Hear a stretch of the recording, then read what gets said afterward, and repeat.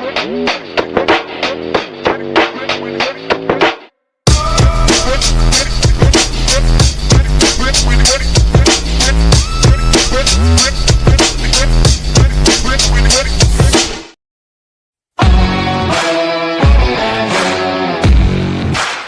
tuned into SEC Sunday Night, part of the Chief Sports Network.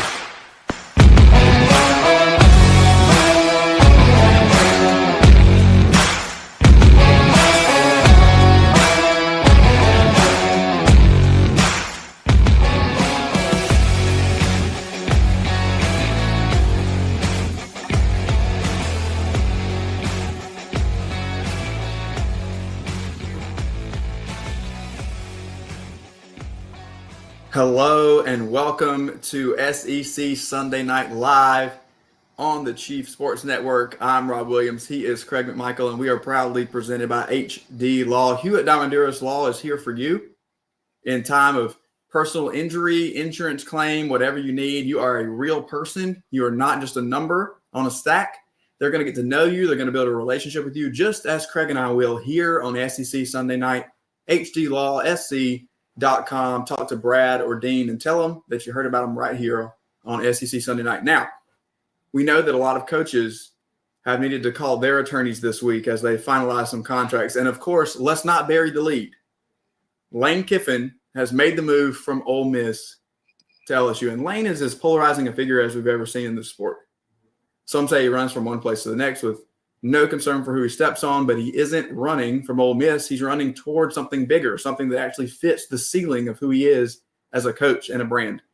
Has it occurred to anybody that maybe he's tired of the fight to keep your head above water at a middle tier SEC program? LSU recruits itself. Adding him is like gas to hot embers that are never fully extinguished in Baton Rouge. He can build something sustainable there. Is he likely taking the job to get fired like every other LSU coach? Probably. But the potential to build a true dynasty exists only in a few places. And Craig, Ole Miss is not one of them. Let's be honest. Lane has been outpacing Ole Miss's infrastructure for years. He's been trying to build a perennial contender at a place that's not historically built for sustained national relevance. And you can only swim upstream for so long before you start longing to coach somewhere again that just hands you the oars. And that's LSU. It's one of the only programs in America where the floor stays high even during the chaos. When you don't have to beg for talent, you just decide which 5 stars you want to keep, which ones you want to flip, and which ones you're willing to let Alabama cry about.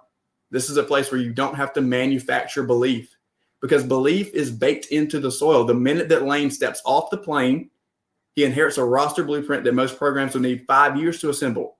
And then you give that guy, the king of offensive reinnovation, the portal whisperer, the architect of modern college football chaos, you give him a program that already has championship DNA. It's not a rebuild. It's a chemical reaction. Will he probably get fired? Yes. It's LSU. Everybody gets fired. You win a national championship. You hold the trophy. You take the picture. 3 years later, somebody pays your buyout because your special teams missed a couple kicks in Starkville. But here's the key. At LSU, getting fired comes with a chance to become immortal first. You don't get that at Ole Miss. You don't get 3 Heisman finalists in a decade. You don't get the kind of depth that survives injuries. You don't get to walk into any living room and win based on the logo on your shirt. Lane Kiffin wants to prove that he's more than a clever play caller with a burner phone. He wants hardware. He wants the shot at sustained greatness that only exists at a handful of college football addresses: Tuscaloosa, Athens, Baton Rouge. That's the list. So, yes, Lane to LSU makes perfect sense to me. It's not a lateral move. It's not a gamble. It's a coach betting on himself at a program built to reward coaches who bet big. And if he hits, Baton Rouge gets loud again. Craig, happy Sunday night and welcome to the chaos. What say you, my friend? What year is it? It's 2025. I'll humor you. Okay, good. Because you're talking like it's 2015. What was Lane Kiffin's record in 6 years at Ole Miss? 55-19. 55. And as I'm ranting, I'll let you Google whatever LSU's record was within the last 6 years. Because how many coaches have they gone through? Let's see. They had Big Ed O. He got blown out. And then they had Brian Kelly. And then he got blown out. Ole Miss, yes, has been historically a fun time. It's been more about the Grove than it has been anything about the Vaught. Lane Kiffin changed that. But he also had alignment. Keith Carter was effective in that. The Grove Collective was effective in that. How has LSU done in NIL? Yeah, they did a little bit of something this year. How well did that work out? How well did that work out for Brian Kelly? Oh, I think he got blown out. You remember, you were on the Nuss bus early on in the year. But here's the thing. They have alignment. If they have one direction in Oxford, Lane was directing that ship, and he did a phenomenal job. Was it hard? Was it difficult? Yes. Did he lose games he shouldn't have last year? Yes. But it was a pinnacle year. They're 11-1. One loss to Georgia. And I think I predicted that correctly if we're looking at our sheet, that they were going to be 11-1 this year. They have an offense that can score against anybody. They have a defense that can be pretty damn effective. And yet, he gives it all away to go to LSU. Dysfunctional you, if I'm being quite honest, of where they are. Yes, you can fall out your back door, Baton Rouge, and you have Houston with you, and you can have all the 5 stars you want. But that didn't seem to save Ed Orgeron's job. That didn't seem to save Brian Kelly's job. And now you're going to have Lane Kiffin going into a place without that structure. And I don't know what it's going to look like. Now, I thought I was going to get my time. I thought you were done. No, I thought I'm not done. My apologies. I'm not done. My apologies. Done. He has a blueprint, and he can be successful. And what I find most frustrating and most infuriating is I thought we expected more. We had the ESPN propaganda machine pumping him up with Ryan McGee's documentary earlier in the year, and then College Game Day just, oh, poor Lane, the calendar's against him, and it's so bad, and it's wrong. Every college football coach talks about finish. And he is not finishing. He's walking out on an 11-1 season. He's walking out on the opportunity to have Ole Miss host a playoff game and probably go into at least the quarterfinals, if not the semifinals. That is pathetic. Sure, he may win a national championship, but I'm putting it right here, Rob. He won't be there in 5 years, and he'll be fired before he even sniffs a national championship. I think that he wins at least one, if not multiple, before he inevitably leaves for the NFL or gets fired in Baton Rouge. Those are my predictions. We'll put those out there. Here, we want to hear from you guys, though. We have the chat box is open for anybody that wants to comment. If you're watching on X, if you're watching on YouTube, let us know. What do you think about these coaching moves in the SEC? I want to run through a couple of things here, Craig, before we get going, because I didn't want to bury the lead and talk about and miss out an opportunity to talk about Lane Kiffin. But it's not lost on me that the fact that we've had coaching carousel moves all day kind of overshadow rivalry week, which is one of the best weeks in the college football calendar with so many things happening. So let's run over some things really quickly. As promised, I will announce to you guys, of course, that South Carolina fell 28-14 to Clemson on Saturday. And now we'll make our run through. Are you raising your hand, Mr. McMichael, before I do the rest of the scores? Yeah, just real quick. Since 2020, LSU has 48 wins, so 7 less wins than what Lane Kiffin has in the same time at Ole Miss. So all of that talent has brought you 7 less wins. So good job. Well, a lot of that was under Brian Kelly, and if we're going to compare Brian Kelly and Lane Kiffin, I'm not sure that I'm not going to compare them. I'm not going to compare them, but you have so much talent. You should be able to just roll the ball out and just win, is what you're saying. Friday was a great day in the league as Ole Miss, a lot of talk here about Ole Miss, wins the Egg Bowl 38-19 over Mississippi State. Your Georgia Bulldogs in an ugly slobber knocker against Georgia Tech in Mercedes-Benz, 16-9. They come out victorious. There it is. Let me pause to say I was wrong all the way from April picking the Yellow Jackets. Went out on a limb, and it ended up not being that far off. Okay, Texas A&M falls famously, now infamously perhaps, to Texas in Austin, 27-17, knocking the Aggies out of an opportunity to play in Atlanta. And then on Saturday, as I mentioned before. Quick question on your Friday pick there. Yes. It's Arch Manning will be your number 4 spot in the Heisman pick this week.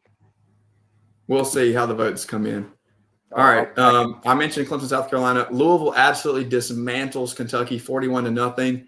as many coaching moves as we've had, it's going to be difficult, I think, for Kentucky to continue to extend Mark Stoops, but I'm not really sure they can get out of it. Missouri holds off Arkansas after a first half push from the Hogs. Diego Pavia and Vanderbilt go into Knoxville. Pavia accountable for over 400 yards, 430 yards of offense, and a couple of touchdowns, 45-24 over the Vols. And in my opinion, Pavia is your Heisman Trophy deserving winner. If I have a vote, that's where it's going. Oklahoma sneaks past LSU on a late blown coverage, 17-13 in Norman.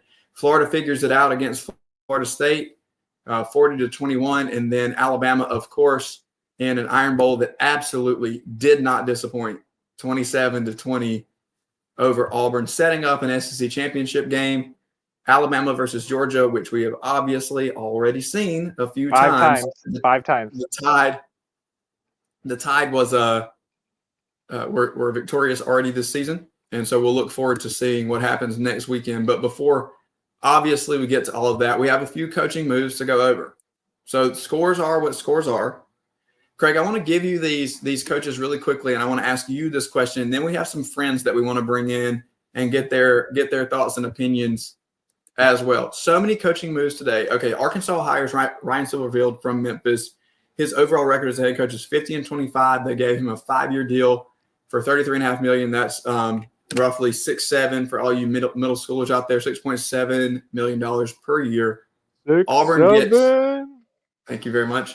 Auburn gets Golish from South Florida. He has a 23-15 overall record on a 6-year deal at $7.4 million per year. And then Florida hires John Summerall from Tulane, 42-11 overall, 6-year, $45 million deal, $7.5 million per year. Lane Kiffin, of course, as we said before, to LSU, and Pete Golding has already been named as the permanent replacement, moving from his defensive coordinator position to the head coach of the Rebels as they prepare for the college football playoff and beyond. Okay, so let's take Lane Kiffin out of it, Craig, for just a moment. And of the other hires, Florida with Summerall, Arkansas with Silverfield, Auburn with Golish, and Ole Miss with Pete Golding. Who's your biggest winner and your biggest loser out of that group? Biggest winner, I think, is short. I'm going to look short term. Is Pete Golding. Golding had, I think there was 5 staffers that left with Lane on the plane down to Baton Rouge. I think the players, for the most part, are going to stay intact. He's going to be able to get that bump. If he gets a favorable matchup, like, say, with Virginia or maybe a G6, then he's into the quarterfinals, and he's going to be, I think he gets the biggest, shortest term bump. The biggest disappointment or the biggest loser is the other 3 jobs. The best we could do is American Conference coaches. John Summerall has the opportunity to be very good. He's done it both at Troy. He's also done it at Tulane. He's been to 4 straight conference championships. I get that. There's a lot of promise there. Offensively, they've had some questions with him. Golish and Silverfield, a lot of flash, not much done. Did we just lose you, or is that my internet? Oh, can you hear me? Oh, okay. So Craig's good. So my biggest question, I think, with Auburn, Florida, and Arkansas, is this really the best that we can do? We talk about, the SEC being in this spot, and my biggest question, my biggest concern is you got a guy like Ryan Silverfield at Arkansas. The biggest thing with him is Memphis was the best finance program in the American Conference and probably in the G6. They got big FedEx money out there. Yet he comes in to a team that was 12-2, was at the Cotton Bowl, and is never able to replicate those wins. He does a good job in the American, but is never really able to kind of elevate that. Now he's going to go to Arkansas. Arkansas is a difficult job. They're at the bottom tier. They were Ole Miss. There's where Mississippi State was. They were, at those different places. Arkansas also has a challenge with their NIL. Despite being the home of Walmart and being the home of Tyson Chicken Money, they've had a real difficulty leveraging the portal and really, adjusting NIL. My biggest question with Silverfield, is he the right guy? is he most effective to be able to carry on and take Arkansas to that next level? Probably there are a lot of questions like that with Drink at Mizzou, and Drink has done a very good job. They've leveraged NIL. They've been able to leverage the portal. If Silverfield's able to do that, hey, I could be wrong, but again, disappointing. The interesting one for me is Alex Golsh, who went to Auburn. It was funny. Auburn played in the Iron Bowl last night. Golsh and USF played in the played and beat the crap out of Rice last night. And Golsh in his press conference is like, the family and I, we've got to take our time. We've got to kind of figure out what's going on. We've got to look to the future. And then like 9 a.m. this morning, John Cohen is talking about, hey, we're looking at going to this next level. I'm just going to call it. It's BS on this part. Golsh got a nice deal from Arkansas earlier in the year. Wes Pruitt gave him, shout out to our boy Wes Pruitt, was confirming that hire, takes the deal back to Auburn, and then, Cohen does this under wraps. The last one is Summerall.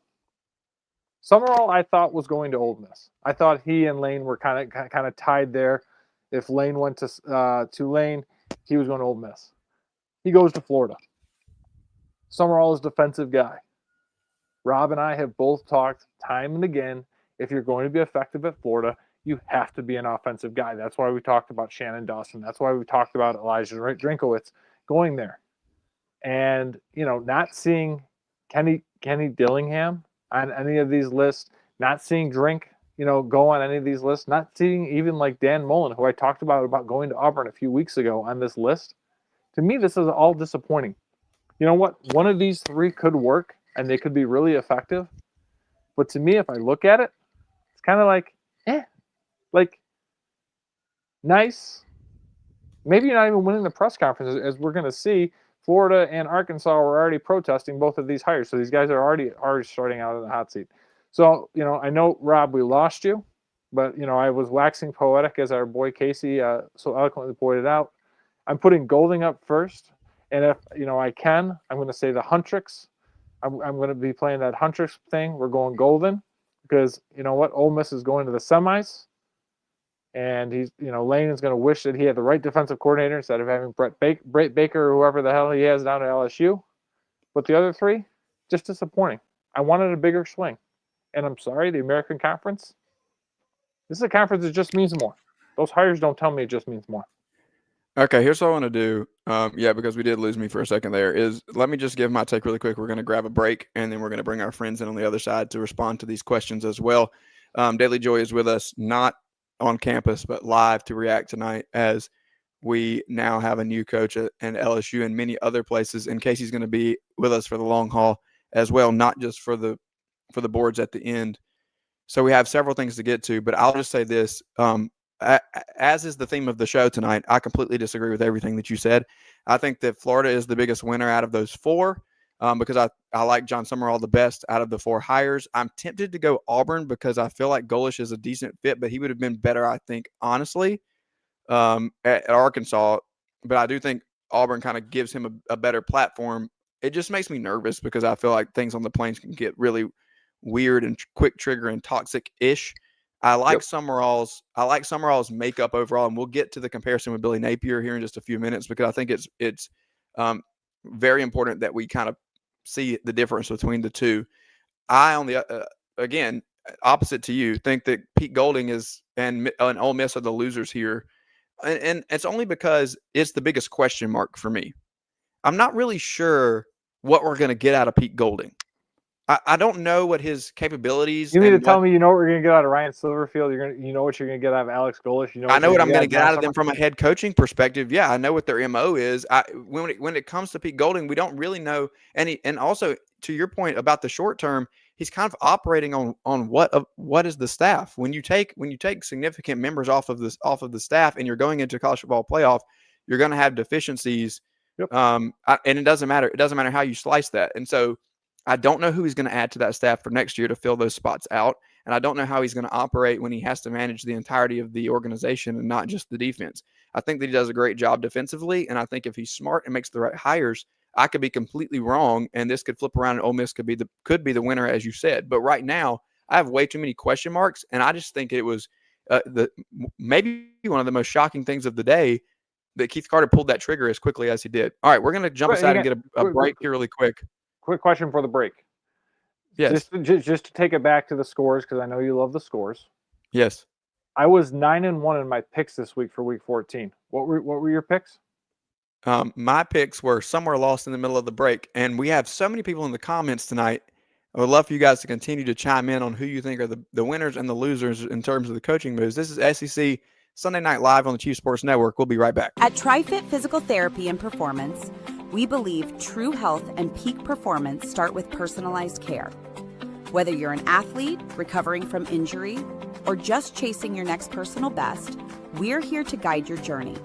With expert coaching, hands-on therapy, and transparent cash-based pricing, you get the care you need without the insurance red tape. One client drove 100 miles just to see us and said it was worth every mile. Contact us at trifitperformance.com or 803-353-5619. TriFit Physical Therapy and Performance, where recovery meets results. When playing sports, you want a coach that will fight for you. At Hewitt Diamaduros Law Firm, we've got your back. Whether it's personal injury, insurance disputes, negligence, or wrongful death, our team delivers exceptional legal services that makes meaningful difference in the lives of the individuals and families we work for. Visit hdlawsc.com. hdlawsc.com.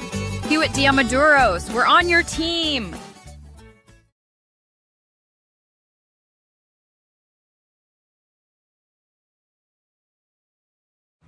This is SEC Sunday Night, part of the Chief Sports Network.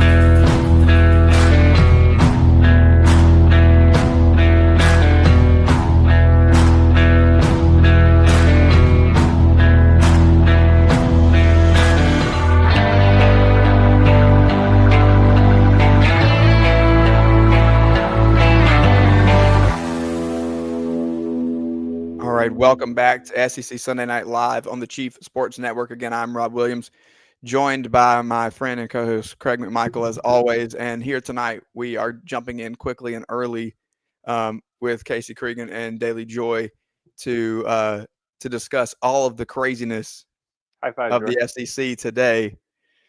Joy, we'll start with you. Welcome in. The biggest news of the day, of course, is your LSU Tigers now have Lane Kiffin as the new head coach. I'll take a moment before we get going to remind people that today is the last day to register for the SEC Pretty Giveaway, as we've been running that all of November. Today's the last day of November, and if you go to the top of our comments, you can see the link is posted there for you to register. It's really simple and it's really easy. All you have to do is click on that link. I'll put it in there again, and you can follow Craig and I to enter. Or you can visit the website, or you can subscribe to the YouTube. There's a lot of ways that you can get in, or you can do them all. And we're going to give some stuff away to you guys. We just want to know who you are. We know what's going on, and we want to give back. So there it is in the chat. If you want to click that and get some free SEC Pretty merch. Joy's continuing to create new, incredible, fabulous stuff. And as we get into the holiday season, you need to get this stuff for free. And it's just and as you wear it around, everybody's going to want to know where it came from. And they're going to go to secpretty.com and they're going to buy stuff for themselves and for their loved ones and for everybody else so that we can be decked out. Because college football never stops, and we need to represent the best conference in the country at all times. Craig is doing his finger like he's got something to say, but it's your turn to talk, Joy. Let's hear about what's going on in Baton Rouge. How are we feeling? I feel great. I mean, I am going to go to bed. I'm going to sleep well. I'm not going to bed like angry or mad or frustrated like Craig will tonight. I'm gonna sleep. I'm gonna sleep peacefully and aware of the fact that, I now have a coach that can breathe and coach halfway decently, unlike Brian Kelly could for the last 3 years. So yeah, I'm happy. I understand why Ole Miss fans are mad. I think they have a right to be mad. I understand. I think this all could have been handled better. Yeah. But I find it so ironic that people want to pile on us LSU fans and want us to take on this identity that like, this isn't okay. I'm like, we've thrived in the villain era every single time we've been in it. Nothing that will not change now. I think, Rob, you said that it was a match made in heaven. It really is. Like, y'all already didn't like us. We just decided to bring on a coach that you also didn't like. That's who we are. It's who we'll continue to be. And if I was some other schools not named Alabama or Georgia, I would be worried too, if I'm being honest. I don't know if it's like Oh, here we worried. go. I don't know. Listen, I am not going to Take a deep breath, Craig. I mean, I don't think you've taken a solid deep breath. I'm gonna go grab a drink. Can I am. y'all play nice while I'm gone? I don't know. Can your Cheers. network? Put that Can away, I just say that I love Casey's ACC pretty outfit tonight? What? Casey's I don't know what you're beautiful. talking about. I would Casey build a has brand around Casey just to He is not. He has on way too much orange, and this is the only. need that's me the on only this work. episode. This is the only Greg episode is. when he kind of has to. No, you're a guest. You get the middle. But Yep. team right side, you know. Yeah, it's a we're little team thing right side forever. for me and Joy. So That works. No, and here's the thing. Lane is going to do a fantastic job. He's going to embrace the villain era, and that's what LSU is going to be. What I have a problem with, and it's not LSU, it's the way Kiffin handled this the whole deal. Craig, I completely understand your point. Yep. Here's the issue I have with what you said 5 minutes ago, which Okay. you were talking about the other hires, and you're over here saying, I'm so disappointed they're weak hires. Well, if Yep. they would have swung for the fences and tried to get coaches that were in the playoff, they would have hit the exact same timeline that Lane Kiffin hit. And you would be complaining about the same different people. Or would you? Or is it just really easy to hate Lane Kiffin because he has been the villain in college football for years and years and years? And it's really easy to say, okay, we're going to continue hating him forever. And then he's going to a school that we also don't No, like. I think it's no that has because a lot of resources. what I think it's easy to hate on Lane Kiffin for is I am one of the biggest Lane Kiffin apologists and slappies. But the fact that you're leaving Until now. 11-1, the fact you're leaving now 11-1, being in the playoff, yeah, I agree with you. You know what? And it's different for Summerall. It's different for Eric Morris going to Oklahoma State because it's not intra-conference. But when you're now leaving for your biggest rival, you know what? Again, kudos to LSU. It's a hell of a hire. First of I'm all, sure we're not that- their biggest rival. That's not the facts. One of two. Okay, if it's not Hail State, then who is it?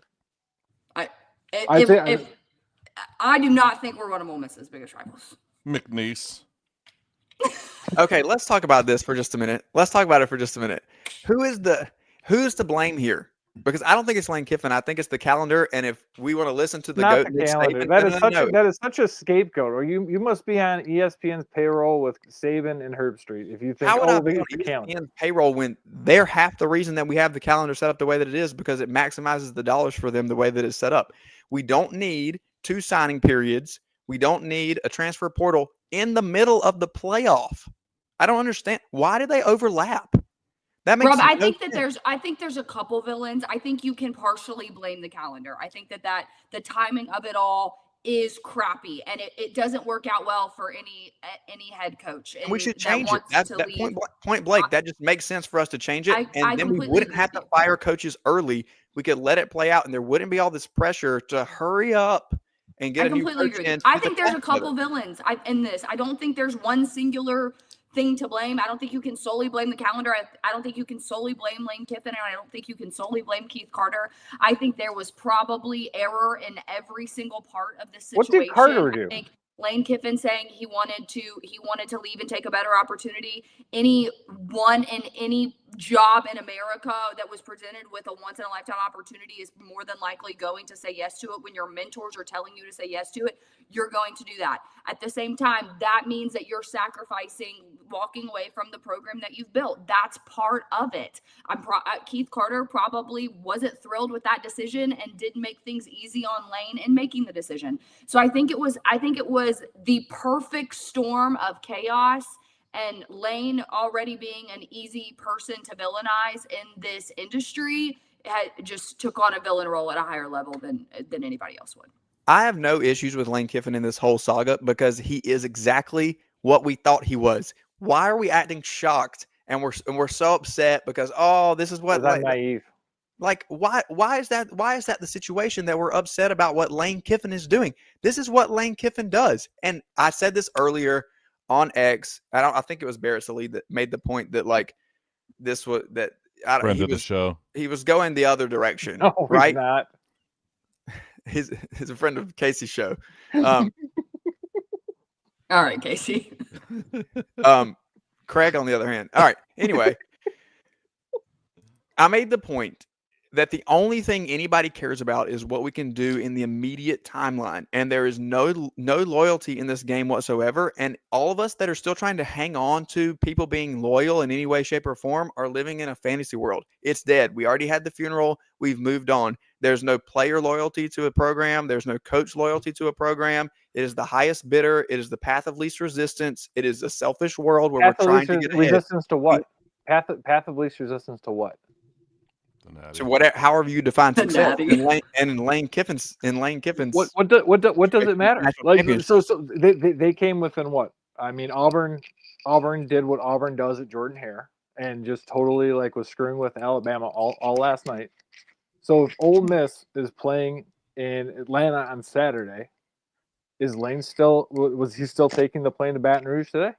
Craig, none of us are in those calls. We don't know that. But, like, you're over here upset that he built a program up and is leaving. You're not mad at someone. Then why are you playing the game? When they're 10-2, and he's only been at Tulane a freaking year. Like, it's freaking Tulane. I'm sorry. Because he's leaving to go to LSU is exhausting. Like, y'all got to be – you're going to be sore from reaching so much because it's just absolute insanity, the level of expectation you have for him compared to everybody else. I would say in terms of – I'm sorry, but the fact that you are trying to put Tulane and Ole Miss on the same level. I'm not putting Tulane and Ole Miss. I'm putting John Summerall saying he's 10-2, and you're not complaining that he built a program up to 10-2 after Willie Fritz left. There was nothing to build. Willie Fritz had it going. What was Ole Miss? That Summerall is walking away from a team that's 10-2 and also is a playoff team, but you're mad at Lane Kiffin for doing the same thing. It's insane. Y'all are insane. There's a path to a national championship. If you're Ole Miss, there is no path. They're still on the path, Craig. They're still on the path. Here's what I would say about path of least resistance. That there is a path. There is a path to a national championship at Ole Miss this year, but there's not an annual path. There is an annual path at LSU. It does not matter what the level of dysfunction is. There's always a path to a national championship at LSU, just like there's always a path in Athens, just like there's always a path in Tuscaloosa. And that's why I said that and just like there's always a path in Columbus. There's only a couple of places where this happens year in and year out.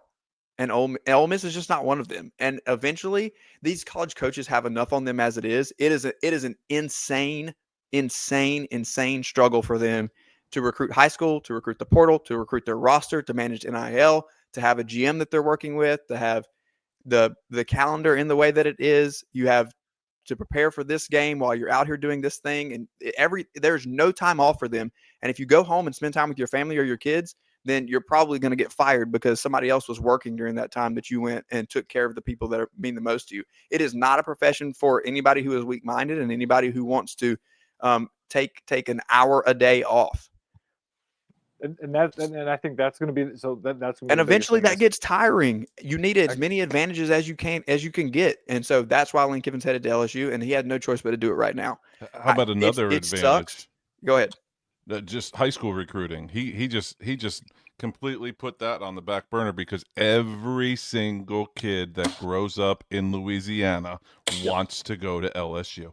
And now he just completely is going to do what Mac Brown used to say and put that fence around Louisiana, and every kid is going to want to go, especially offensively, but both sides of the ball, and even depending on who he gets for recruiting coordinator. It doesn't really matter. He obviously is going to go outside of Louisiana too, but every kid. Gone are the days that Travis Etienne's coming to Clemson. Gone are those, Trevor Etienne's going to Georgia. That's not happening anymore. Those kids are all going to stay home because now Lane's there, and that's one less thing he really has to focus on. Yeah, and he does it now. He's not fighting with everybody else in the transfer portal every year. Yep. Like it's Rob, you mentioned it earlier. Like he might have just been tired of treading water because that's what you have to do at Ole Miss. He was going in the portal every year and just piecing together rosters and it's mercenaries and there's no culture, and you just have to have this like F everybody, let's go out here and Yeah, it's and then us you're against sitting, the and world, he's sitting like here type talking of about it. mentality. Like, this was supposed to be a rebuilding year from them. They returned 2 guys, and he had to go into the portal to get everybody else. Like, he's having that level of success at Ole Miss, and he's not going to have to do that at LSU. Like, No, he's not. Quarterback He's not. from He's not. Ferris State. And I'll give you a shout out because who was the director of player personnel that went from Ole Miss to LSU like 2 years ago? Was Austin Thomas? Yeah, Austin Thomas, and then Lane also brought his GM in. And again, I think he's going to have Frank Wilson there. I know he was meeting with him in the office. Frank is staying. Yeah, right. And that's the thing is I think that has been the missing piece for Lane. If you look at Ole Miss, right, is like that high school recruiting. So it is going to be like rocket fuel going to LSU, and it's going to be interesting to see how he's able to leverage that portal. But like I said, the part that I'm frustrated about is where he was at, and that he's kind of leaving it. Yes, But you can be frustrated with that, but you're like, I don't think it's fair to take your frustrations and then say, okay, and he's going to be fired in 5 years. Like, I don't know I don't think that's necessarily fair to do. You can be frustrated with where he's at, but like, to compare him to Brian Kelly's tenure in Baton Rouge is a nightmare. It's a completely different athletic director. It's a completely different president. These are guys that went in and hired him. And we can talk all day long about dysfunction. The reality is LSU is completely fine if you're having off the field antics as long as you're winning. Ed Orgeron won a national championship. Like, it's not, that's the part that, again, everyone wants to go like, oh, we should bring back Coach O. And I'm like, y'all forgot 2020 and 2021 happened. But like, right. If you breathe well and love this place, it will love you back. Ed Orgeron proved that. And that was pre-NIL era, where we could pay the kids that live in the state to stay in the state. I think it's a completely different environment. So what does that look like? Because here's the one thing that Lane did a very good job of at Ole Miss. He got the Grove Collective in order to be able to do what he does in the portal and with NIL. And I think that is a fair criticism that I think you and I can at least both agree on. We don't agree on much tonight, but like I think we can agree on LSU needed to get that together. Brian Kelly did not do it. Okay. And they did. I think the part of this that's probably because it's this big like Lane show, which I understand, is I am not a fan of Verge Osbury. When we hired him as our athletic director, I publicly said I was not a fan. I do not like how he handled Les Miles when he was on staff here. I have personal issues with that. I can put that aside and say Verge knew that the president caught heat when he named Verge the permanent athletic director. And Verge said, I will do everything in my power to completely and totally nail this hire. And that's exactly what he did.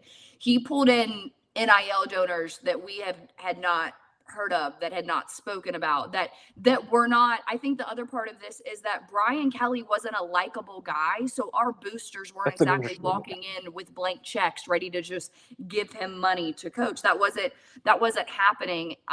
I know for a fact that LSU's NIL fund increased by at minimum $10 million with Lane's offer, if not more than that. And last year Brian Kelly had 19 million. So do with that math what you will. I think they drastically improved in NIL numbers. And I genuinely think, if we want to be real, that's really what this all came down to. Was Ole Miss was offering money they didn't even really have, just trying to like make something work with Lane. LSU does actually have that money. Ironically, the really poor state does have a lot of money to pump into their football program. And I think that's really what it ultimately came down to. Was you looked at Lane and said, salary wise, yeah, we're going to give you a raise, but we're going to give you enough money to build whatever kind of roster you want to build and go do with that what you will. So if Lane fails here, it will only be because of himself. Speaking of how to build things, a couple of things here before we continue. It's 8:39 on SEC Sunday night here live on the Chief Sports Network. Daily Joy of SEC Pretty is with us. And if you want to win some SEC Pretty merch for free, the link is there in the comments. And it's also in my bio. All you have to do is go and grab that. You can also go to SECpretty.com to buy whatever you would like. Joy's got a ton of stuff.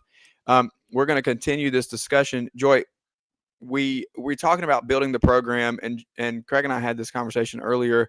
And before we get to the rest of the SEC, and we can put some of this Lane Kiffin stuff to rest for the remainder of the show, who do we want to see continue to move to Baton Rouge? We've got coaches, we've got players potentially. I think the coaching discussion is more of the the one that we can have right now because we have some answers, and then we can talk some hypotheticals in terms of players. But who are you, from an LSU standpoint, most excited to see come over from a coaching standpoint, and where do you stand on Baker staying on as the DC?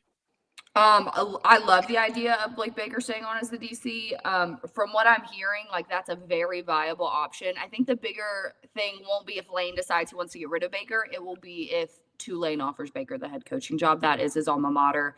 And as much as like it would suck to lose him, I cannot blame him for taking that head coaching job. And I honestly think he would do incredible there. So whatever Blake Baker decides to do, I think he has the full respect of our fan base to do it. He has given us a lot of bright lights and a lot of very hard times as of recently. So I would love for Blake to stay. I know as of right now, there are 9 staffers that Lane Kiffin brought over from Ole Miss. And that's not just like names that we've heard. Those are guys whose names have now been wiped from Ole Miss's athletic directory. Like they're not there anymore, including Charlie Weiss Jr. He did bring in his own GM. However, from what we're hearing as of like 15 minutes ago, he's going to still keep Austin Thomas in a role. I think that's really key. I think that's a good role. I don't know if they probably won't be co-GMs. There will be some maneuvering of titles and responsibilities. But I think as much as yes, I'm excited to see the offensive side of the ball come with Lane. Obviously, that's a spot that we have struggled in outside of the Joe Burrow and Jaden Daniels years. So I'm thrilled about those.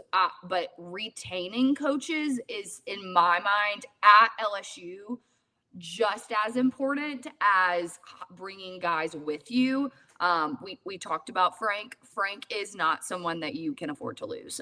He is the heart and soul of not just the LSU football program. He's the heart and soul of the state of Louisiana. He is a legend. Guys, little kids grow up knowing who Frank Wilson is. He is a key to major recruits. So keeping Frank on staff, which as of right now, that's absolutely positively happening. I don't think Lane is dumb enough to walk in there and just like clean house like the last coach did. I think Frank being retained will be huge. I think Corey Raymond being retained will be huge. Again, the thing that we're more nervous about is if Blake Baker leaves to take the Tulane job, who defensively does he take with him? As far as the offensive side of the ball, Lane could have brought every single offensive staff member from Ole Miss, and we would have been thrilled. He's bringing his strength and conditioning coach, which thank God ours was horrendous. He can get out 20 minutes ago. But yeah, I mean, here's the deal. I have not had a head coach that I have legitimately trusted in I don't know how long, if I'm being real. And I don't say trust as in I think he's staying here long term, as in trust I think he's building a national championship. That's not what I'm saying. I'm saying trust the fact that you had guys that even wanted to come with Lane. When Brian Kelly was hired, he had to beg staffers to come with him, and some of them left after 1 year. And now you're looking at the guys that he left us with, and you're like, yeah, I know why they came with you. They couldn't have got hired anywhere else. So the fact that you went in there today, 9 coaches, including your offensive coordinator, your co-offensive coordinator, your wide receivers coach, like the fact that those guys came with you speaks very big volumes to me about the state of the staff that he's going to put together. So I'm at this point in time, I'm kind of taking a deep breath and just trusting that he's going to do a good job of putting a staff together. This might be a question for down the line, but one of the things that I've been thinking about while you were talking, Joy, is and my little rant before about high school recruiting is, can he develop high school recruits? Because he was at USC, left on the tarmac with a lot more money at the time, resources, and couldn't do much with it. And also part 2, is he going to do all right with the governor of Louisiana meddling in his business? I don't think I genuinely, I'm just going to be so honest. I think the governor thing's a little bit overplayed. I think Governor Landry had to step in because we didn't have a president. And so the immediate thing was there's no alignment. Okay, so what did they do? They immediately hired a president, and then whether I liked it or not, the president immediately promoted Verge to permanent AD and put alignment in about as quickly as you can get alignment in a place. I think it's just, we all have really short-term memories. A month ago, we were discussing if LSU was going to be able to hire anyone of any caliber because of what a dysfunctional show it was.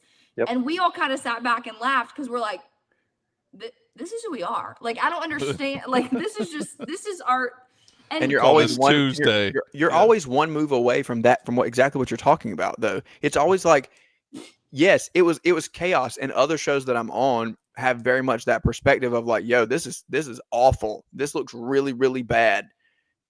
But I've continued to maintain that you're one move away at LSU from being right back in the college football playoff and contending for a national championship as a strong contender, and that's why I think it's important. Casey, I think to your point, I've heard a lot today in the narrative of, well, we've seen Lane in prominent jobs before. USC comes to mind, where he's had, quote unquote, all of the resources, where he has the blue blood mentality, where he has history on his side.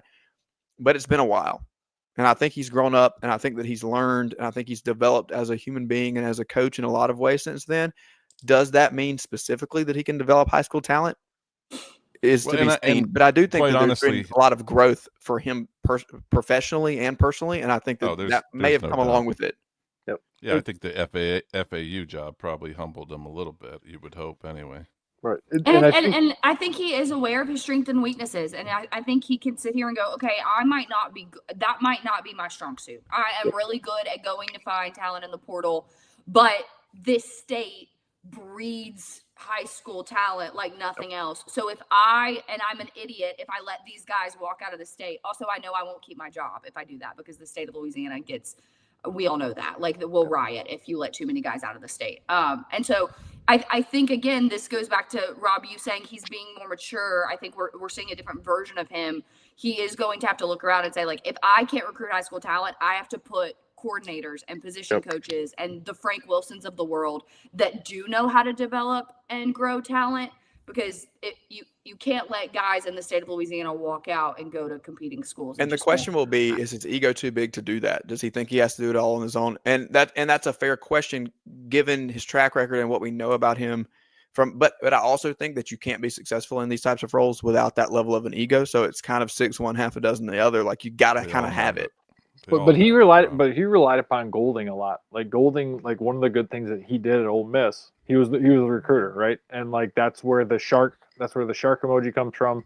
You know, Lane would always put the emoji of him catching that big fish. I think he has relied upon that. What I think is really interesting with Lane going to LSU is now you're going to have the Saban blueprint in Austin, Baton Rouge, Alabama, and Tuscaloosa and Athens.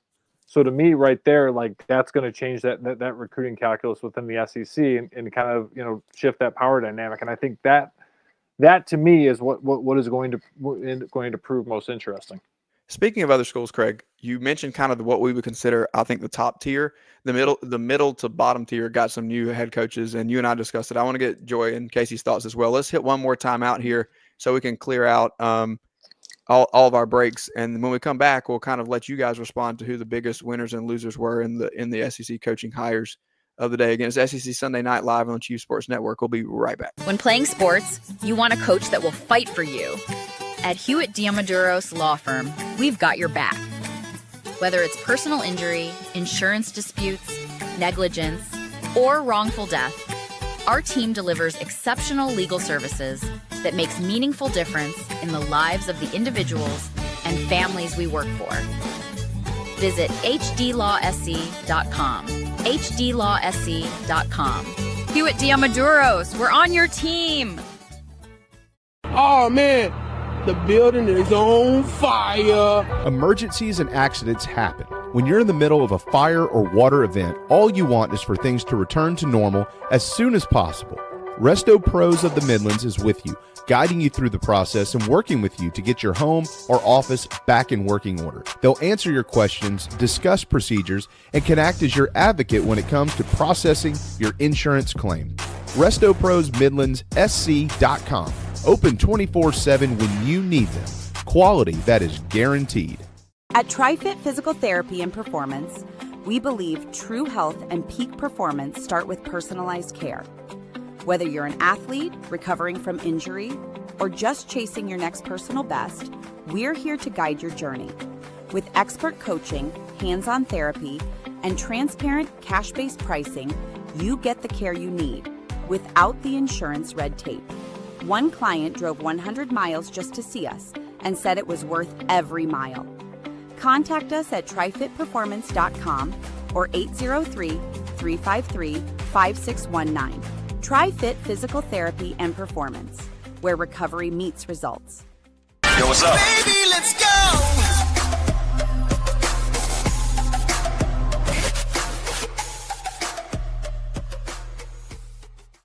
This is SEC, Sunday night on the Chiefs Sports Network.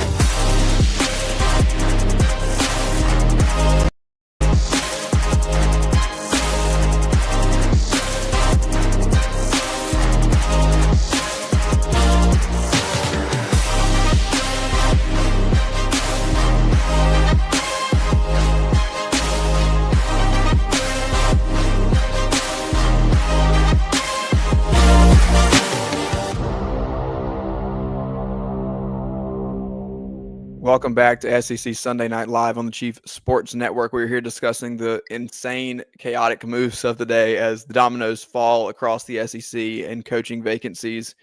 We've discussed at length the Lane Kiffin move to LSU, but there are several other moves across the league that occurred today as Alex Golesh was hired at Auburn, John Summerall at Florida, Ryan Silverfield at Arkansas, and then also Pete Golding replacing Lane Kiffin in Ole Miss. So winners, losers, mid hires. Are we moved by these decisions? Joy, Casey, chime in and give us your thoughts. Casey, take it away. I've talked a lot. No, You're not moved, or you don't want to talk. No, I mean I like the Alex Golesh thing, and I think I follow USF because I lived down there in Tampa for 12 years, and Jeff Scott was obviously the coach before Golesh, so to see what Alex Golesh did and what he inherited, and I just think that he's going to breathe some life there. He's an offensive guy, right? Offense is exciting. If he can recruit kids, what he did at USF was take those third-tier kids that were used to be going to UCF, and now they were coming to USF. You talk about a cupboard full of talent. That's Florida. I mean, when you can legitimately have three teams, obviously not this year, but you have three teams that are in the upper echelon of college football year in and year out, and to be able to be successful, I think just from the periphery, I think Alex Golesh is a good hire there. I don't really know enough about Silverfield, and who watches Memphis really? Come on. The interesting shout part out to Spence. Alex Golesh, like if I'm him, I'm recruiting Cam Coleman and Eric Singleton Jr. like first and foremost, because I can only imagine what his offenses can do with that. Now we'll see if they actually have a quarterback or not, but those two guys I know will help. But I will say, we do like to poke fun at Auburn quite a bit. One of the quietest coaching carousels was at Auburn. Like I feel like John Cohen, there was a lot of flirtation with Summerall, obviously being an Alabama guy, but we did not hear a ton about what was going on there. And you're wondering, like, maybe the Plains is starting to find some alignment. I know Jay Crane tweeted out something kind of cryptic yesterday about the story behind this hire, and then today said something about how the winds changed over the last 10 hours. So I'm interested to hear from him. That story that he cryptically tweeted about was tied to DJ Durkin getting the job. Is that right? Okay. I think that was the end of the tweet. He was like, after we hired Durkin, I'll tell you guys the whole story. That was the tweet that I saw. Okay. And then they didn't hire Durkin. So obviously a lot was changing behind the scenes. Joy, which one do you like? I like Golesh. I've always kind of been had a very soft spot for Auburn. I think Auburn, I feel bad for them. I feel like physically location wise, they're just stuck. Like being in between Alabama and Georgia is just a brutal place to have to recruit. But I've liked Auburn since I was in college. I've always enjoyed Auburn. I think they have great fans. I think their fans deserve so much better than what they've been given. I do find it quite funny that like we really get labeled as dysfunctional, and I'm like, then what are they? Because that's a whole nother thing. I mean, we're dysfunctional and still on the occasion can win a natty. Like they're dysfunctional and fighting for bowl. Yeah, I'm trying to keep us on the rails tonight. We don't have time to dive down that rabbit hole. But no, I like Golish. I think they needed a guy like that. I think he brings a little bit of edge, which is kind of what I think is needed. They've done the tried to get the recovering Christian, that didn't really work out for them. They tried the non-culture fit, and that didn't really work out for them in Harsin. And I'll say I think like we've maybe watched Auburn boosters learn to just calm down over the last few years. I think that Brian Harsin, the rumors about him so that they could try to fire him with cause were absolutely insane. I feel like with Freeze, they were like, okay, you're just not winning and it's time for you to go. And I think Golish will come in here and with I'm lost my train of thought. Like Golish is going to come in here and think that he has something to prove. And I think that's the mentality that an Auburn coach needs. I don't think Brian Harsin felt that way. And honestly, like, I think Hugh Freeze was kind of like, look, I've already been in this conference. I've beat who there was to be. Like, who do I really need to prove? And now it's all come to a screeching halt for those guys. And I think Golish will do well. I think I think Arkansas is the biggest loser in all of this, if I'm being honest. I agree with you, Craig, about Golding. I think the ability to retain some of your talent, to retain some of your coaches is probably an underrated, unappreciated fact about Golding. Now, whether I think he's long-term really a solution for Ole Miss, I don't know.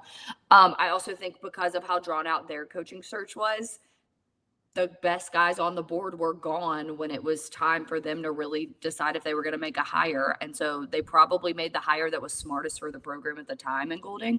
But I mean, the fact that Arkansas fans were planning protests, they are very unhappy. I mean, they're Tennesseeing and Shianoing their hire. There's already a lot of uproar about their athletic director and how poorly of a job he's done in the college football playoff committee. I just think the whole thing is kind of a disaster at Arkansas. You mentioned how much NIL money they have. I know for a fact Walmart has completely cut ties with their NIL, doesn't give them a penny. And so I the only reason I said that too was because you saw the Walmart logo yesterday on the field. So yeah, like now you their automatically logos are still assume, on right? there, but like all of the family members of Walmart that went to Arkansas aren't even involved in the organization anymore. Yeah. One of my really good friends, her husband is on staff there, and he was like, we haven't received a check from them in years.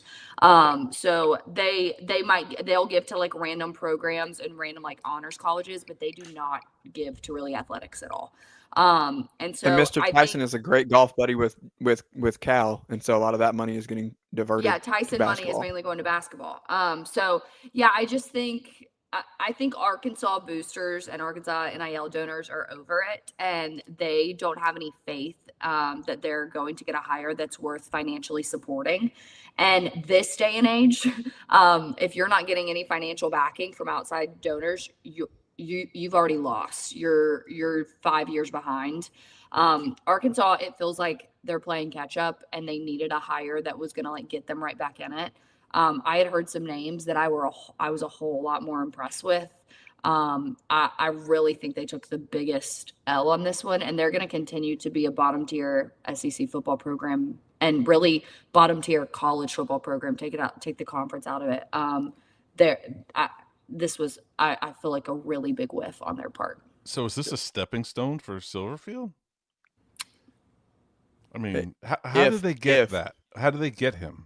Like, what did they say to him in an interview for him to say, you know what? I love that vision of where we're going, Mr. AD. I mean, Maya check. If I'm being so honest with you, Casey, having been to Memphis and Fayetteville, I mean, just those two places like that's enough to get me to leave Memphis. Is it a step up to Fayetteville? Okay, right. Fayetteville is beautiful. Like, it's not Fayetteville, I think, is a great place to live. I also think like we can talk poorly about Arkansas and their performance over the last few years. The reality is they're still in a very good conference, and they do have we don't talk about it enough, probably a pretty good recruiting field.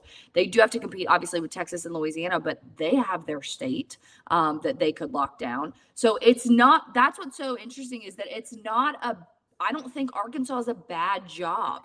I think their leadership has done such a poor job of putting them in a position to succeed that it makes it less attractive to those of us who support programs that whose athletic directors and leadership do put them in a higher tier. Speaking of their leadership, we'll be back Tuesday night with a special after the college football playoff rankings reveal with managing editor of the college football department at Last Word, Tony Siracusa, who will be on the press conference with Hunter Yurchek, who is the athletic director at Arkansas, for those of you who do not know. And we'll be able to kind of try to dissect whatever tomfoolery comes out of his mouth and the direction that they're going with this penultimate college football playoff ranking before we prepare for next Sunday night's final rankings. He loves that word, by the way, Joy. He thinks he's pretty by using that word. But I will say, like with your that was a clever way to cut me off. Continue.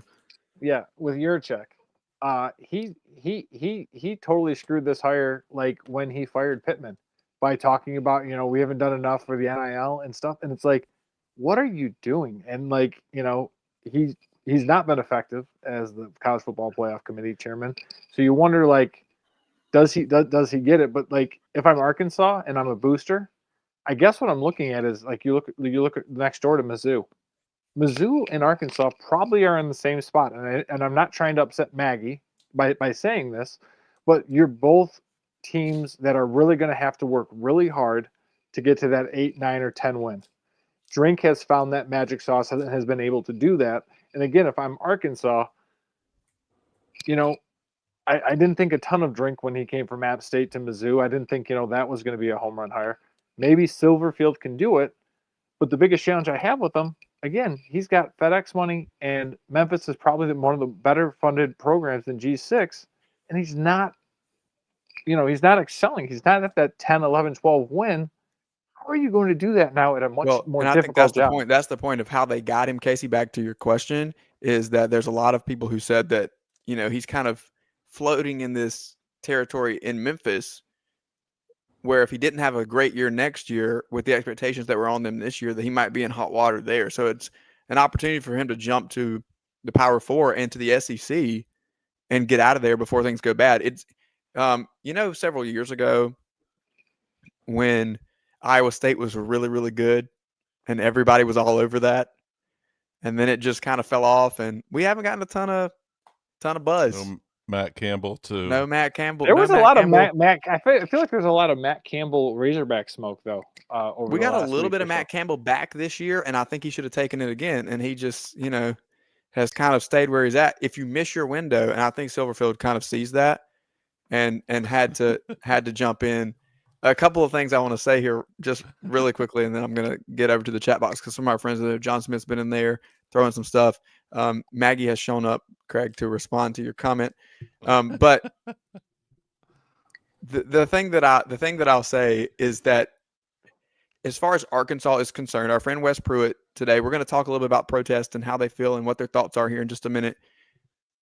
But he said that it wasn't as big of a deal. It's a little overblown. He covers the Memphis area sports and Arkansas, that whole kind of conglomerate right in there. 4-Star Sports does a good job of covering all of that. And he's familiar with Silverfield and says that although this was a 4th or 5th option, that they still don't see it as a bad hire. Now, I think it is the lesser of all of the hires, but Arkansas in this situation is the lesser of all of the available programs. So it kind of makes sense to me. But similarly to Silverfield saying, am I going to get in hot water and should I make a jump? A little bit of smoke this evening around Penn State reaching out to Josh Heupel. What do we think about him considering, especially how Pavia handed their butts to them yesterday? God, was that bad? If you go back and look at Heupel's time in Knoxville, although there have been some highlights, and they were able to get over on Alabama, there have been some misses as well. How long will Tennessee put up with this mediocrity and the ability to just kind of punch up to the 10-2 range to get into the playoff. Obviously, they got in last year, and it was debatable. And then Ohio State just kind of stomped them. Is it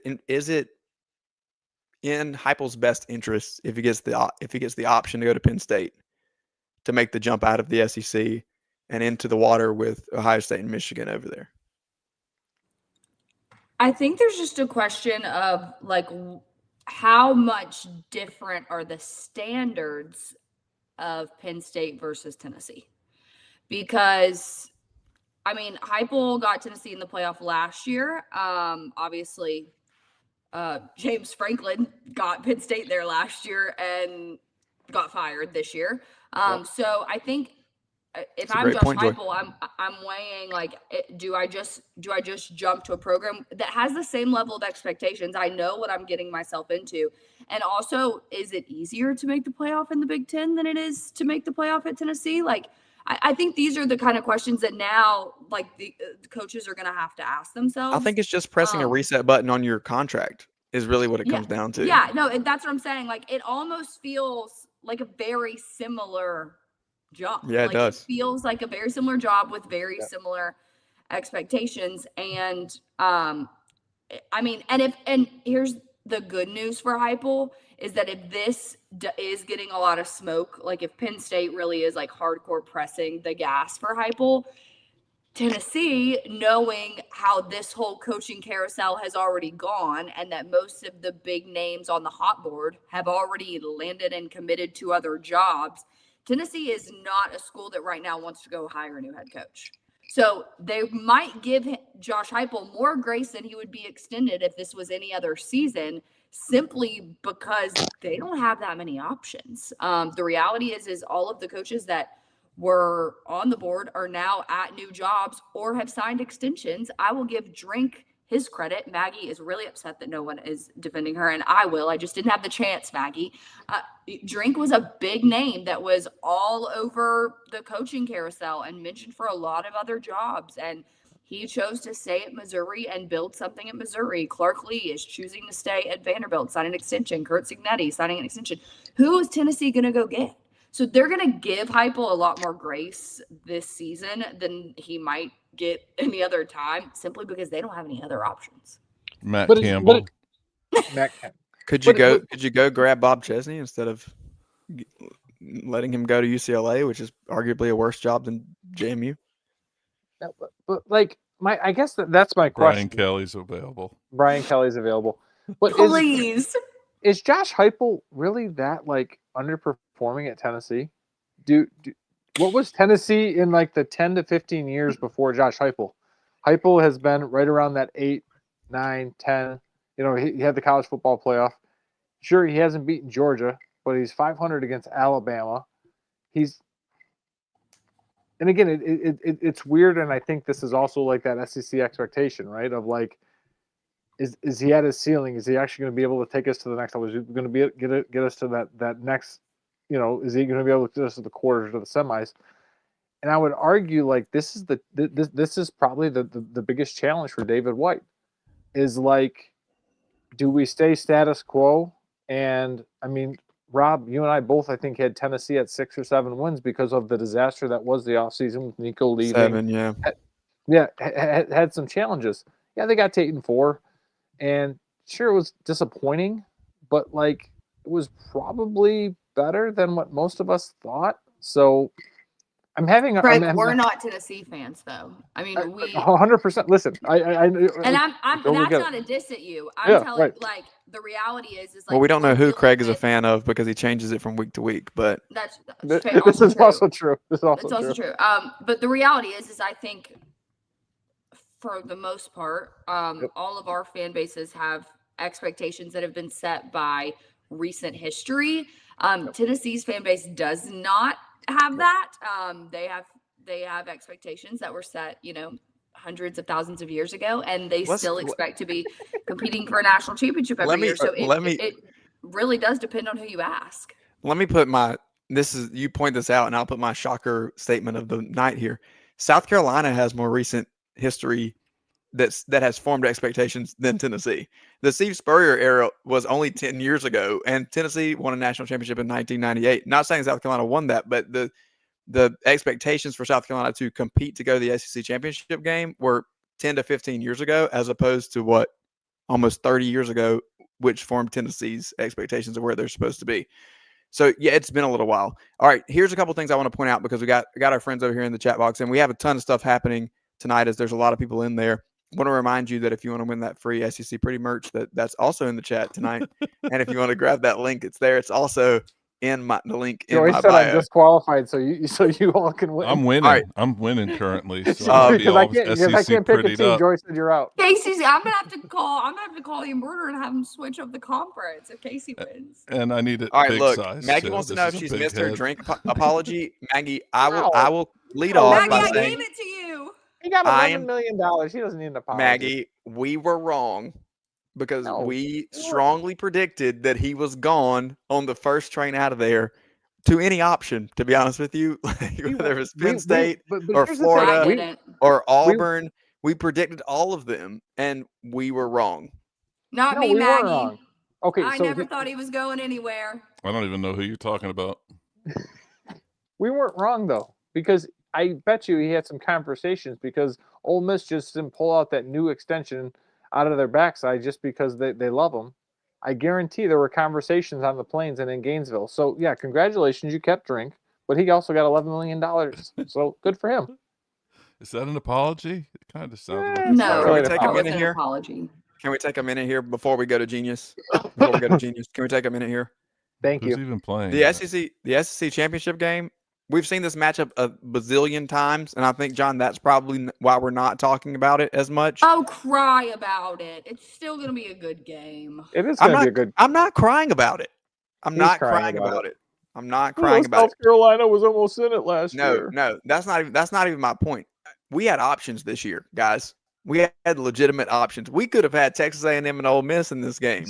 This is what happens when you put your faith in Texas. Thank you, Gina, But no. to the University of Texas. Hook 'em. I love you so much. Forever and ever. High five, Joy. High five. There she is. I bled burn orange. I just want to thank you. And also want to thank Alabama because I needed Lane to decide. Oh, Jimbo's available for Tennessee, too. High five, Joy. Oh, that's a good one, Casey. High five. Yeah. High five. Okay, so since we're getting a little off the rails-ish, it's time for everybody's favorite segment. Hang on. John asked the question. We answered it. But does the SEC championship still matter? Yes. I think it does. Yes. Don't come at us with this crap again. Yes, it matters. It matters so much that on SEC Sunday night, it took John Tweet Sports to get us to mention it an hour and 12 minutes into our show. Okay, it's not our fault that the craziest coaching carousel in the last 10 years happened to happen. Don't use facts to skew my argument, Joy. And here's the point. Here's the final point we need to make of seriousness tonight before we go to It Just Means More Genius. No seriousness. This world that we are in, dictated by the calendar, causes us to ignore the product that brought us together in the first place. There you go. If the games are why we're here, if the games are the most important thing, if the games are why we have passion, if the games are why we tune in, why we tailgate, why we show up, why we're all here to discuss this in the first place, why in the world did I read the scores and it took 30 seconds and then an hour and 15 minutes later we brought up the SEC championship game and everything in between was about who is going to get hired, fired, and moved around in staff positions, and we have not talked about one pass, one run, one big stop, one turnover, nothing. We have talked no game material. And it's not just us. It's everybody in media across everything. You get a couple of snippets of highlights on ESPN and everything else. And then it's back to Marty Smith, watching him age like paint drying on the wall as he stands in the lobby trying to get an answer out of Lane Kiffin. Hey, in the words, fire everyone. In the words of MBG, fire everyone. Whoever wrote this agenda clearly did not care about the games that were happening on the field. Why? I don't know. Ask the guy who wrote the agenda. Rob, I will say that I think a lot of the games this past weekend dictated the coaching carousel. So it all is relative. It all plays a part. But that's the reality stupid. is and some of us would rather not. That some of us rather not talk about Georgia and Georgia Tech. Do you understand that we only get We only get 14 weeks of this. You, of all people, understand it, Joy. You've been on a different campus every week. We only get 14 weeks of this, and then the whole rest of the year, we sit around and fiend for more college football, and we talk about bullcrap arguments about everything else that's happening in the periphery with calendar and NIL and settlements and coaches and all this stuff and recruiting. And here we are muddying up the discussion in the middle of the season with these types of discussions. Save that crap for another day when we're watching the freaking MLB or something that nobody cares about instead of watching games on the field. Okay, like Craig went from being worked up to now you being worked up. Like I know it's you got to okay. calm down, dude. All right, can I make an argument? Too loud. What You in didn't the even world? mention preseason polls. Yeah, rude. I didn't. Okay, I want to throw this up here just for a second. CFB Home. Oh my God, friends at CFB Home had this. To do this so bad. I'm gonna debunk this because I think that these stats that we have on screen. If you're listening on podcast, remember to rate, review, and subscribe on Apple Podcast and on Spotify. But if you look at these stats, we have Billy Napier and John Summerall compared, and their statistics are almost literally identical. Their time in the Fun Belt before coming to become the head coach in Gainesville for the Florida Gators. However, I think from a philosophy, from a personality, from an approach to the game, you're getting two different people here. And just because they produce similar results in the Sun Belt, I don't think you're getting the same result. And as much as Joy and I would like for Florida to have a swing and a miss on this one, and I think probably Craig too, honestly, we might could all agree that we want Florida to swing and miss, but I don't care. Here's the thing. I don't even. I don't think they are. I don't think they are. I think this is the best hire of the day outside of Lane Kiffin. We've been talking about John Summerall for years to get a head coaching job, so now he finally got one. So, Right. I mean, Guys, you know who actually was the biggest loser today, and we didn't even talk about him? Who? Kentucky. Yeah, Because they're they're still debating. They've been waiting on Summerall, and they're over here not firing Stoops. And in the meantime, Summerall took the Florida job. They really, truly might be the biggest losers of this entire. And they're Do you think if Kentucky they're and Florida, actually do you think stuck. And go ahead. if Kentucky and Florida were both open, do you think he's going to Kentucky? Offered both? Yeah, like offered both. Do you think he's going to Kentucky over Florida? I think emotion sometimes just plays a role in that. And I think he probably would look at Kentucky and say, like, I love this place and this is not the way that it's supposed to be. And so I'm going to go like restore it to its glory. He wouldn't have that emotional tie to Florida. And I mean, the reality is I'm going to get in trouble. How really good of a job is Florida right now? It's not great. The reality is that Florida and Auburn both are irrationally quick triggers, and he's going to get fired if he doesn't. That LSU and Florida jobs both were open, and we could have both been going after the same coach, and that had really could have gone either way.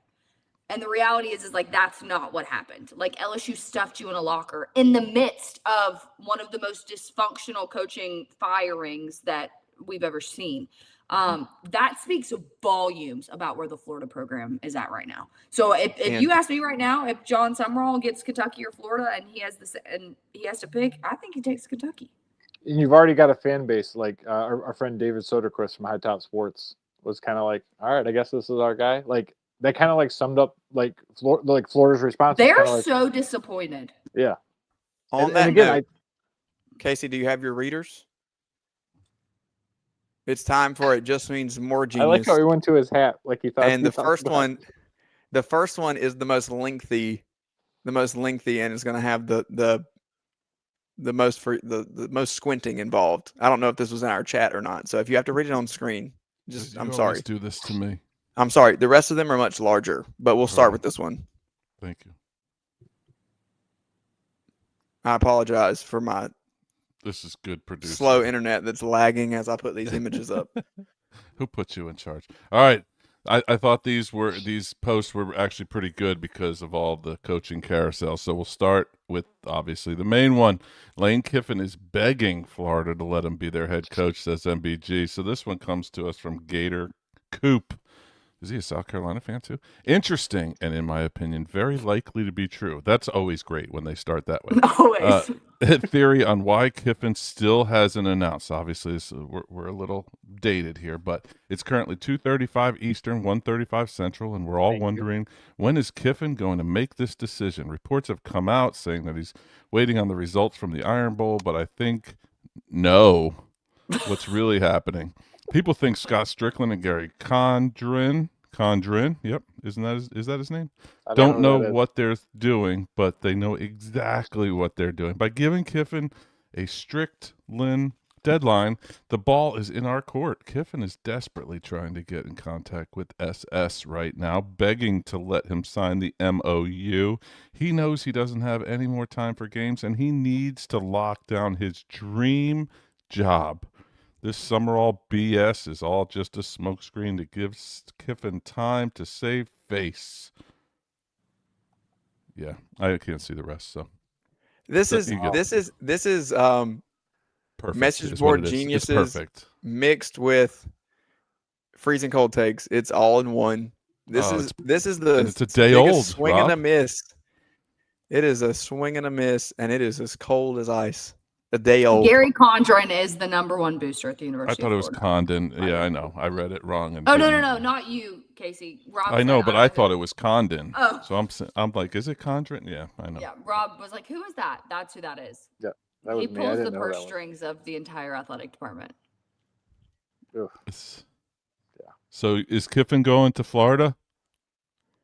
Confirmed. I don't know. We haven't seen anything about it. Does LSU Right. play? Let me check find flight tracker anything. real quick. Yeah. Does LSU You play the learned. Swan next year?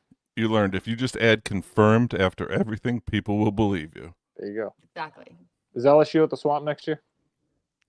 I don't believe so. You know where they are, Dabo though? Opens up. They're in You know where they- Oxford. They're in Oxford. You know where SEC Pretty will be. I literally might be there, said, too. Okay. I have to go to Oxford next week, and I'm scared. All right, we're moving talking on about this one, to too. Arkansas. Yeah, it's not a great hire apparently. So the fans are uniting to protest the hire. They came out this afternoon all with bags on their heads. What are they scared of? Anyway, the last John Gotti. Says if anybody has interest, we are going to be organizing a protest against the Silverfield hire. I want to clarify that this is a peaceful protest. Did not and want we to do get in not trouble. warrant violence. We'll be starting at noon outside of the Jones Center. I saw a video. It was peaceful, but again, they had bags on their head. What are they doing? Is it going to work? There were all of 25 people, according to Pig Trail Nation, who came out for this protest.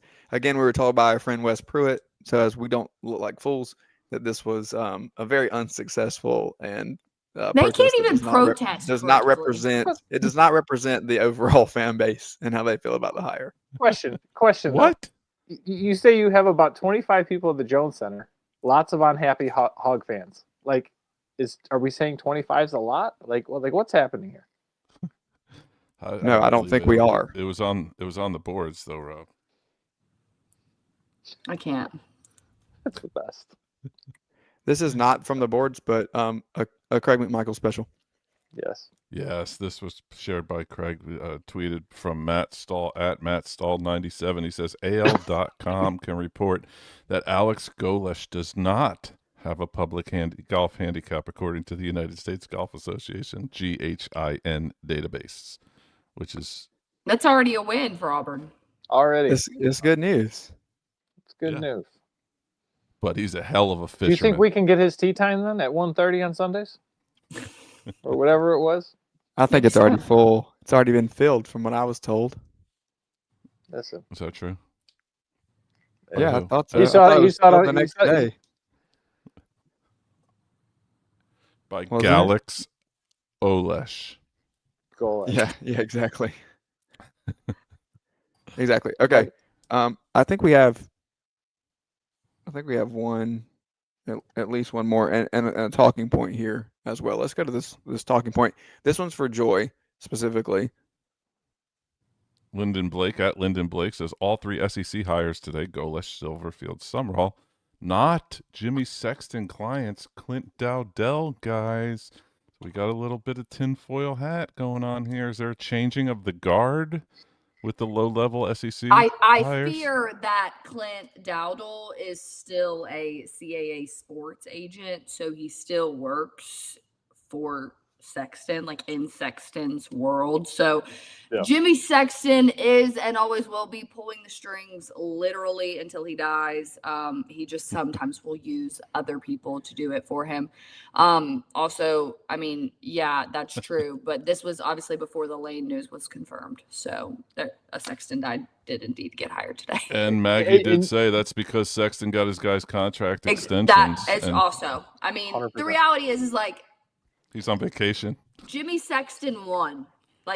And Jimmy Sexton was never going to lose. That's the part about this that like is so calculated and so behind the scenes. He was never going to lose this. And he didn't, because even with these guys, he still wins. Incredible 30 for 30 coming for us in a decade. All right, last one from the housewife little boy himself. Ben Garrett at Spirit Ben with a picture of clothes on a hanger and some dry cleaning. Give him some props. It says Ole Miss even put Kiffin's clothes in the street.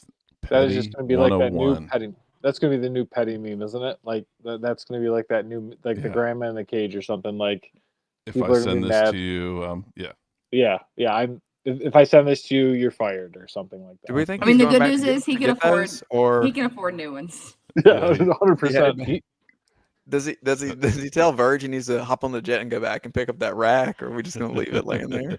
Layla, on your way down, can you make sure to go by and pick that up for me? Okay, look, last thing here is we really do talk about the SEC championship game and what's coming up. Joy, talk to us about your postseason plans. You're going to be in Atlanta next week. Yes, I'll be in Atlanta. I mean, I live here, so that's one weekend I do not have to travel, thankfully. Yeah, I'm planning on going to that game. And then obviously barring any craziness, I will be at some playoff game that an SEC is the host of at some level, more than likely in Oxford, Mississippi. So pray for me. College Station? I genuinely would rather deal with the coaching carousel for another 6 months than step foot in College Station for a playoff game. And I mean that with my whole heart. Okay, predictions really quick for Atlanta next weekend across the board. Georgia gets revenge. No. Are we riding with the Tide? Roll Tide. Okay, those two words will never come out of my mouth. So it's go Dogs for me. I do fear that game though. I'm not insanely confident. Georgia's definitely playing better than Alabama right now. No doubt about it. But it's that mental. game just is such a mental game. That's what I was gonna say. It's such a mental game. Dogs will be in white, and all I gotta say is Keely Ringo was wearing white when the Dogs knocked off the Tide. 31-27. Dogs on top. Kirby Smart and Gunnar Stockton with the Georgia Death March to end the game in the fourth quarter. 4 fingers up, baby.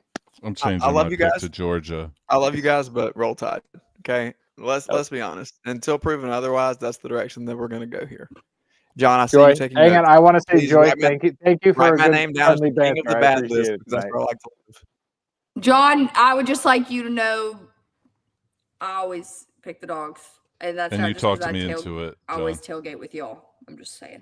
Right. Casey, really John quick. puts on an elite setup no matter where he's at. Like, Facts. Casey, just really quick, thoughts on Virginia Duke, and if are we talking Go lacrosse? Hoos! I thought we were. I'm not. I'm going to close us down in just a second. All right, thoughts on Virginia Duke, and if Duke wins, what are we thinking about the ACC? I absolutely love chaos. I think it would be wonderful if Duke wins, but you will never get me to root for them in any sport whatsoever. So I'm riding with the Clemson alum, Tony Elliott, Sage Ennis. I'm riding with Chad Morris's kid. I mean, there's so much. It's basically Clemson Jr. So go Hoos is right. It really is. It really is. We'll see if my screen will show it. Bull City, baby. Bull City. We're going Duke all the way, and I want the chaos. I want as much chaos as possible. But I will say this: what is Bull City? Durham. Yeah, whatever. Get with it. Come on now. I don't even know what. Do you even South, bro? Apparently not. I didn't know it was Bull City until he. If this was the Duke Virginia lacrosse game, I'd be all about Okay. this. But, Fun fact: I went to Coach K basketball camp when I was in high school, and so I have a little soft spot for the Dukies in my heart. But fun fact: anyway, he still wears his penny to bed. Fun fact: his wife nearly hit me with a car. That's fun. Come on, Joy. What's your fun fact? She's a Duke basketball fan. No, actually, my fun fact is that I grew up a Duke fan. My dad and Coach K were friends, so I legitimately had a reason to be a Duke fan. And last year, I went to the Final Four to support a friend who was on staff at Houston, and I wore a Houston shirt because I was legitimately pulling for Houston in that game for personal reasons. And the way that the Duke fans treated me that night, my dad and I looked at each other and said, we will never cheer for them again. And I stand by that. I will never cheer for Duke again. Wow. I wish nothing good for them ever. Maggie, get out of the comments. It's not the time for you to be airing my fandom. He's also probably a Yankees fan. Hey, I'm not a Yankees fan. So I don't want him. I don't fan. Red Sox. All right, anyway. All right, let's get out of here. Here's the last thing I'll say is SEC Sunday night. Thank you to all of our friends. Thanks to Joy. Thanks to Casey. Thanks to our friends in the chat over there, John and Maggie, keeping it up strong, and so many other people there supporting. If it comes down to the ACC being left out because Duke wins, I will make a strong argument. Head-to-head matters, Miami over Notre Dame. All right, this is SEC Sunday night. We'll be back on Tuesday night to break it down, and we'll see you next time.